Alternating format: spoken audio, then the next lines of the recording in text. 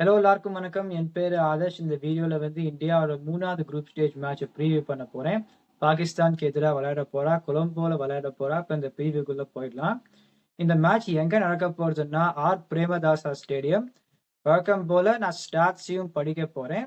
இந்த ஸ்டாட்ஸ் கடைசி 7 T20 international மேட்சோட ஸ்டாட்ஸ் நான் படிக்க போறேன். எப்படி போகும்னா பேட்டிங் ஃபர்ஸ்ட் 3 தடவை ஜெயிச்சிருக்கு, பேட்டிங் செகண்ட் 4 தடவை ஜெயிச்சிருக்கு. Average first inning score 149, average second inning score 135, pace economy 8.9, spin economy 6.93, pace wickets 39, spin wickets 46.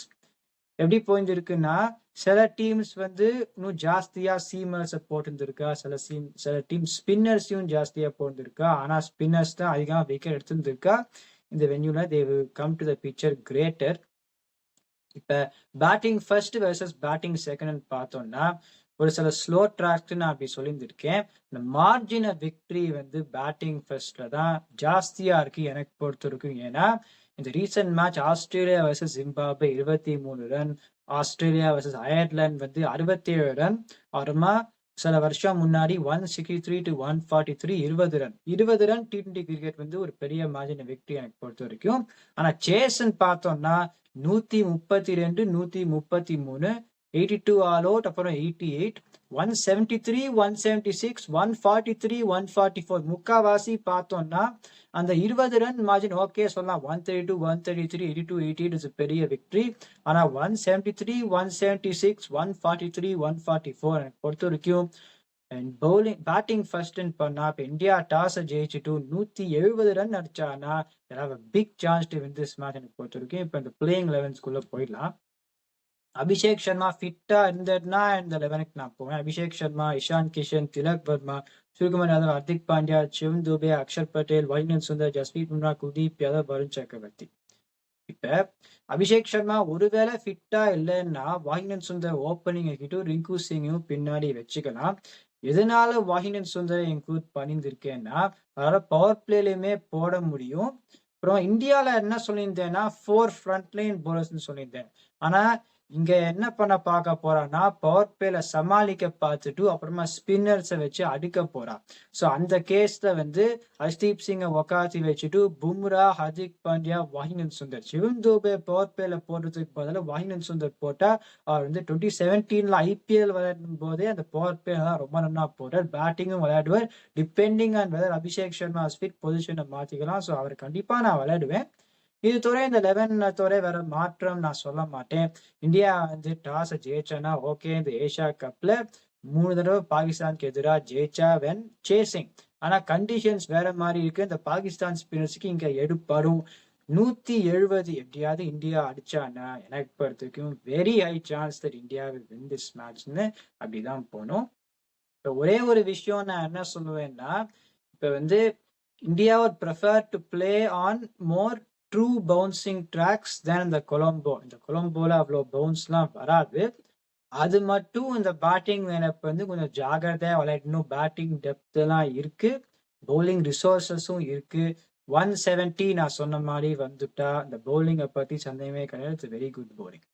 இப்போ பாகிஸ்தானோட 11 பார்த்தோம்னா அப்படிதான் நான் போவேன். சைப்ஜாதா ஃபர்ஹான், சைம் அயூப், சல்மான் ஆகா, குவாஜா நஃபே, முகமது நவாஸ், உஸ்மான் கான், ஷாதாப் கான், ஃபஹீம் அஷ்ரப், சல்மான் மிர்சா, அப்ரார் அஹமத், உஸ்மான் தாரிக். வெளியில யாரை உக்காத்தி வச்சிருந்திருக்கேன்னா ஒரு அளவுக்கு 4 பெரிய பேர் பாகிஸ்தான் கிரிக்கெட்ல. ஆனா இந்த பெரிய பேரை டீமுக்குள்ள நுழைக்க பார்த்தா கொஞ்சம் கஷ்டமா அமையலாம் எனக்கு பொறுத்த வரைக்கும். இப்ப ஷாஹின் அஃப்ரீதி எந்த பிட்ச்ல போட்டாலுமே 4 ஓவர்ல 40 ரன் கொடுக்கிறார். நசீம் ஷா இன்னும் விளையாடல. ஃபகர் ஜமானும் உக்காத்தி தான் வச்சிருந்திருக்கா. பாபர் ஹாசன் நம்பர் 4ல விளையாடுறா. அவர் இந்த டீமுக்குள்ள வரவே முடியாது எனக்கு பொறுத்த வரைக்கும். Khawaja Nafe is a very good players அப்படிதான் சொல்லுவேன். இந்த பேட்டிங் நினைப்புன்னு பார்த்தோம்னா இந்த ட்ரூ பவுன்ஸ் அவ்வளோ இல்லாத பிச்சஸ்ல இந்த லைன் அப்க்கு எடுப்படும். அதனால நான் சொல்லுவேன் they've got a batting that suits the conditions. ஒரே ஒரு ஃபேஸ் தான் கொஞ்சம் சமாளிக்க பார்க்கணும் இந்த 11 படினா அந்த power play bowling. Salman Mirza is a good bowler, இன்னும் அவ்வளோ மேட்ச் விளையாடல. அப்புறமா ஃபஹீம் அஷ்ரப், அப்புறமா சைம் அயூப். இந்த ஸ்லோ ட்ராக்ல தான் 6 ஓவர்ல 55 ரன் வந்துடணும். அந்த கேஸ்ல இவ 3 பேரை வச்சு சமாளிக்க முடியுமான்னு பார்க்கணும் அகேன்ஸ்ட் இந்தியா பேட்டிங். எனக்கு அதை ஒண்டி தான் பார்க்கணும். ஸ்பின்னர்ஸ் பார்த்தா உஸ்மான் தாரிக், ஷாதாப் கான், அப்ரார் அஹமத், முகமது நவாஸ் அண்ட் சயீம் அய்யூப். உஸ்மான் தாரிக்கை பத்தி நிறைய பேஜ் வந்திருக்கு. நான் முதல்ல என்ன சொல்லிடுறேன்னா, அவர் வந்து சக்கிங்லாம் பண்றது கிடையாது. ஆனா எனக்கு பொறுத்த வரைக்கும் India will not struggle against Usman Tariq. ஏன்னா நான் போலிங் போடுறது பார்த்துருக்கேன். முக்காவாசி ஸ்லோர் த்ரூ த ஏரா போடுவர், அவ்வளோ திருப்ப மாட்டார். இப்ப வந்து அவருக்கு கம்பேர் டு அன் அப்ரார் அஹமத் அந்த ஸ்பீடும் அந்த ட்ரெஜெக்டரி மேல அவர் கண்ட்ரோல் இருக்குமா? இப்ப இஷ்டத்துக்கு வந்து ஒரு சேஞ்ச் பண்ணி அது ரிலீஸ் பாயிண்ட் போட முடியுமானா I don't think it will be as deceptive as Abrar Ahmed. அவர் பாஸ் பண்ணி தான் போடுவார். அப்ரார் வந்து அவுட் ஆஃப் த ஹேண்ட் எப்படி போடுவார்னு only when you only see later then for Usman தரேக்ங்கிறதுனால எப்படி சொல்றேன்னா, அப்ரார் அஹமத் அப்புறமா ஷாதாப் கான் தான் இருக்கிறதே ஒரு பெரிய புலர்ஸ் இந்த கேஸ் ஆஃப் தெம். அப்புறமா உஸ்மான் தாரிக், முகமது நவாஸ் குட் பவுலர். இந்தியாவுக்கு எதிராக I don't think make much of an impact. அப்புறமா சயீம் அய்யூப் தான் நான் சொல்வேன். ஸோ இந்த லெவனோட அவ போகணும்.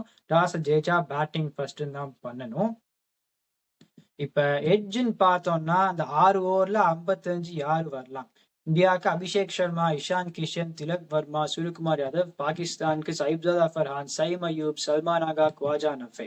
இந்தியாவுக்கு இருக்கிற பேரை பார்த்தா அவளுக்கு தான் எட்ஜ் கொடுக்கணும்னு இருக்கலாம். ஆனா இப்ப சூரியகுமார் யாதவ்னு பார்த்தோம்னா இந்த ஸ்லோவர் பிச்சஸ், ட்ரூ பவுன்ஸ் இல்லாத பிச்சஸ்ல அந்த அளவுக்கு அவர் வந்து கொஞ்சம் சௌரியமா விளையாட மாட்டேன்னு எனக்கு பொறுத்து நான் பார்த்த வரைக்கும். மும்பை மாதிரி பிச்சர்ஸ்லாம் 80 ரன் எப்படி அடிச்சதுன்னு பார்த்தோம். இந்த மாதிரி பிச்சர்ஸ்ல குட் பிளேயர் ஆஃப் ஸ்பின், ஆனா ட்ரூ பவுன்ஸ் ப்ரிஃபர்ஸ்ங்கிறதுனால நான் எட்ஜ் கொடுக்க மாட்டேன். இந்த கேஸ் ரெண்டு டீம் கேன் டூ தட்னு நான் சொல்லுவேன். பவர் பிளே அட்டாக்ல நான் சொல்ல போனேன். அதனால maybe there can be a case at which team will find it easier to get to 55. ரெண்டு டீமும் பண்ணலாம். நடு ஓவர்ஸ்ன்னு பார்த்தோம்னா நடு ஓவர்ஸ் எடுத்துன்னு போகிறது 5, 6, 7. ஹர்திக் பாண்டியா, சிவம் துபே, அக்ஷர் பட்டேல். பாகிஸ்தானுக்கு வந்து முகமது நவாஸ், உஸ்மான் கான், ஷாதாப் கான். பேரை பார்த்தா இந்தியாவுக்கு தான் எட்ஜ் கொடுப்பேன். ஆனா அந்த பேட்டிங் இப்போ கலெக்டிவ்னு பார்த்தோம்னா இந்தியாவுக்கு எல்லாருமே அந்த ட்ரூ பவுன்ஸ் பிச்சஸ்ல ரொம்ப நல்லா விளையாடிட்டு வா. They prefer to play on those pitches. பாகிஸ்தானுக்கு இந்த பிச்சு எடுப்படும். ஸோ கலெக்டிவ்லின்னு பார்த்தேன்னா இந்த பிச்சுக்கு பாகிஸ்தான் ஒரு பேட்டிங் ஸ்லைட் ஏஜ் கொடுப்பேன். India's batting is also good. இப்ப பவுலிங்னு பார்த்தோம்னா பவர் பிளேல எப்படி சமாளிப்பா? இந்தியாவுக்கு வந்து ஜஸ்பிரீத் பும்ரா, ஹர்திக் பாண்டியா, வாஷிங்டன் சுந்தர். பாகிஸ்தானுக்கு இந்த ஒரு ஃபேஸ் மட்டும் எப்படி சமாளிப்பான்னு பார்க்கணும். சல்மான் மிர்சா, சயீம் அய்யூப், ஃபஹீம் அஷ்ரஃப். இந்தியாவுக்கு பவர் பிளே பவுலிங்ல எட்ஜ் இருக்கு. ஸ்பின்னு பார்த்தோம்னா வாஷிங்டன் சுந்தர், குல்தீப் யாதவ், வருண் சக்கரவர்த்தி, அக்ஷர் பட்டேல். பாகிஸ்தானுக்கு வந்து அப்ரார் அஹமத், உஸ்மான் தாரிக், ஷாதாப் கான், முகமது நவாஸ், சயீம் அய்யூப். ரெண்டு டீம் ஸ்பின் நல்லா தான் இருக்கு. இந்தியாவுக்கு வந்து குல்தீப் யாதவ், வருண் சக்கரவர்த்தி இருந்ததுனால இப்ப பாகிஸ்தான் வந்து குட் பிளேயர் ஆஃப் ஸ்பின். ஆனா இவா ரெண்டு பேரும் துபாயில போறச்சவே அந்த பிக் பண்றதுக்கு கஷ்டப்பட்டா இந்த பிச்சஸ்ல இவ ரெண்டு பேருக்கும் இன்னும் கொஞ்சம் எடுப்பணுங்கிறதுனால இந்தியாவோட ஸ்பின் ஏஜ் நான் கொடுத்துருக்கேன். இப்ப ஆனா Pakistan spin age is also good. So இப்ப முன்னாடி கேட்டிருந்தா நான் பாகிஸ்தான் ஸ்லைட்லி ஃபேவரட்ஸ்ன்னு சொல்லியிருந்திருப்பேன். ஆனா இதை பார்த்த உடனே 51-49 டு இந்தியான்னு சொல்லுவேன்.